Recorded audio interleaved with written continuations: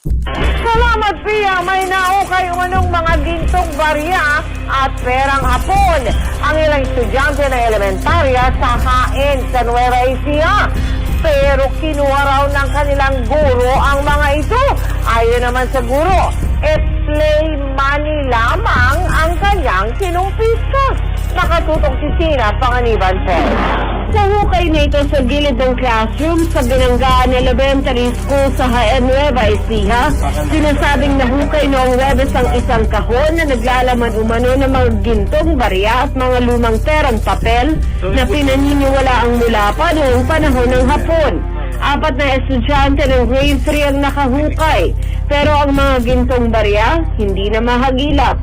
Kinumpiska raw kasi ng teacher na si Mrs. Catalina Esther. Ang kahon ipinatapon daw sa balon sa likod ng paaralan.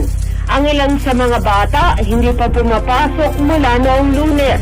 Sinadya ng GMA News sa kanyang bahay ang isa sa mga batang nakahukay. Kita ang takot sa mukha ni Jeffrey Pascual habang ini-interview. Natatakot daw kasi siya kay Mrs. Esther.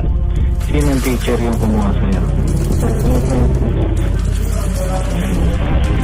Tapos anong sabi sa'yo nung ginawa? Kwento ni Jeffrey, nagpunta silang magkakaklase sa likod ng classroom para umihi. Napansin daw niyang isang sulat na may kulay pula na tila Japanese character sa ibabaw ng lupa. Pilit daw niyang binubura pero hindi mabura.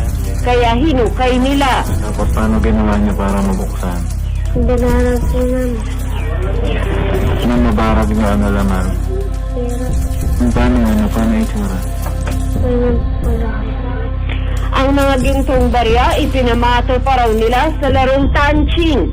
Pero nang makita raw ni Mrs. Esther, kinuha raw nito ang kahon kasama ang lahat ng laman. Ang kaklase ni Jeffrey na si Justin Binuya, may nakuha raw ng mga perang papel sa bintana ng classroom ni Mrs. Esther. Ano yung mga nakita mo?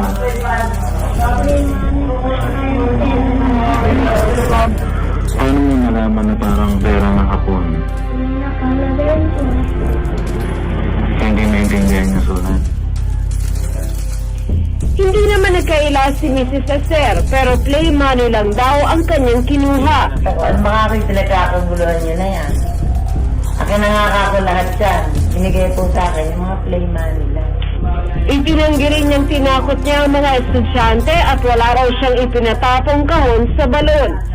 Para magkaliwanagan, pinagharap-harap ang mga guro pati ilang estudyante na nakakita ng sinasabing pera ng hapon. Nakita mo ba yung ginto? Pinakita sa'yo ng Jeffrey yung ginto? Eh yung pera na may nakita ka rin pera? Opo. Anong itsura?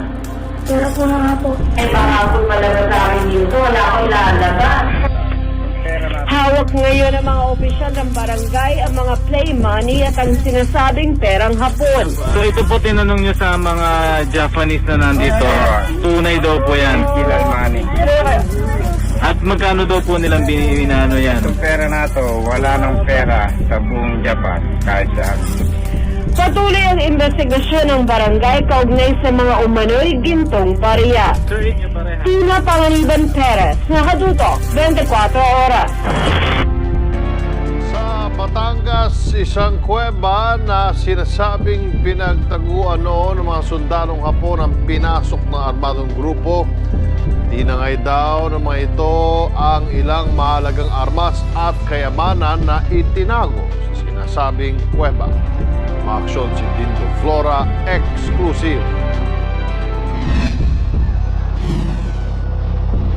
Nakakordon ngayon ang isang bahagi ng bundok kung saan itinatayo ang isang flour mill sa barangay Balibaguan, Mabini, Batangas. Habang pinapatag kasi ng bulldozer ang lupa, bigla itong nahulog sa isang butas noong Biyernes.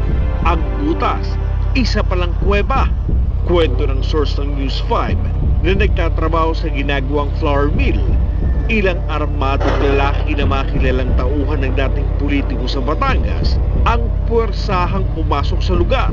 Pinalabas nila ang mga trabahador at pinagkukuha umano ang laman ng kuweba. Bukod sa mga lumang baril, hindi umano nila makumpirma kung may mga alahas at ginto ring nakuha. Hindi nakita ng dating kapitan ng barangay na si Mang Rudy ang mga sinasabing armadong grupo. Pero hindi raw imposible na may mga makuhang kayamanan sa kuweba. Lalo't dati umunong itong barracks ng mga Hapon. May nasa crate, may nasa drum. Pero hindi man naman masabi dahil wala naman nagbukas dyan kung ano ba yan. Kung yan baga naman kayamanan o mga paraparamilyas ng Hapon na iniwanan. Pero ayon sa ilang trabahador ng flour mill na nakausap ng News 5, sadya daw itong hinukay. Malambot yung lupa. Sinubukan ng News 5 na kunan ng pahayag ang management ng flour mill pero wala daw ang kanilang plant manager. Meron daw nagpunta dyan, may mga kumuha na nung kung ano yung nasa loob. Tungkol po sa mga bagay na wala akong masasabi, sir. Pasensya na po. Kinumpirma naman ng Mabini PNP ang butas sa lupa na nadiskubre sa loob ng ginagawang flour mill. Pero ayon sa mga otoridad, hindi raw ito kuweba. Pagdating doon sa lugar, wala naman nakitang kuweba, kundi isang malaking butas lang. Lahat ng mga andon, yung mga project in charge engineer doon sa site, in-interview namin kahit yung mga nag-ooperate ng mga backhoe at bulldozer na wala naman daw nangaharas naman sa kanila. Hindi man humarap sa kamera ang ilang empleyado ng flour mill dahil sa takot. Nais pa rin nilang maimbestigan ng kuweba at ang mga armadong kalalakihan. Umaaksyon. Dean De Flora, News 5. Sure to come back. News 5 everywhere. Copyright 2015. Tanggapin natin ng report mula po sa bahagi ng Cordillera. Sa pamamagitan po ni Freddy Rolyoda, pinakamalaking vintage bomb na hukay daw po sa ginagawang gusali sa barangay Balsigan sa Baguio City. Pinakamalaki. Paano Paano kayo nasukat yun? Tingnan natin, baka pinakamalaki. Detalye ng balita mula kay Freddy Rolyoda. Freddy? Yes, Ken, Kuyang Nelson, nahukay dito sa Baguio City yung pinakamalaking vintage bomb sa isang ginagawang gusali sa barangay Balsigan sa naturang lungsod. Sa pangunguna ng mga miyembro ng Baguio Bomb Squad at Explosive Ordnance Disposal o AOD, PCTO at BSP Baguio. Tulong-tulong na inihangon ang napakalaking bomba mula sa mataas na bahagi ng ginagawang gusali dito sa naturang barangay.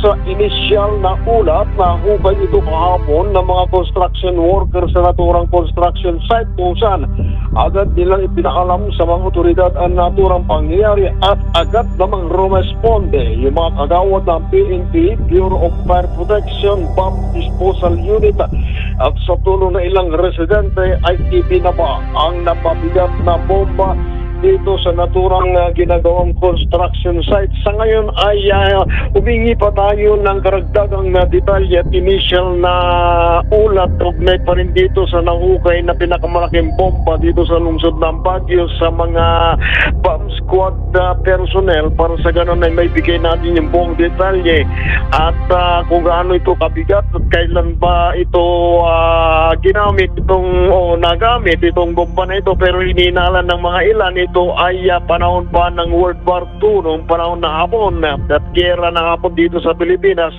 at yun ang inaalam natin. Ang tabayanan, may iba pang mga pag-uulot kung sa nakuhukay na vintage bomb dito sa lungsod ng Baguio. Agila 47, Radyo Royuda, Suhili ba? Yan ang parating tayo. Pero di ba't sinabing pinakamalaki? Mayroon ba tayo naging comparison?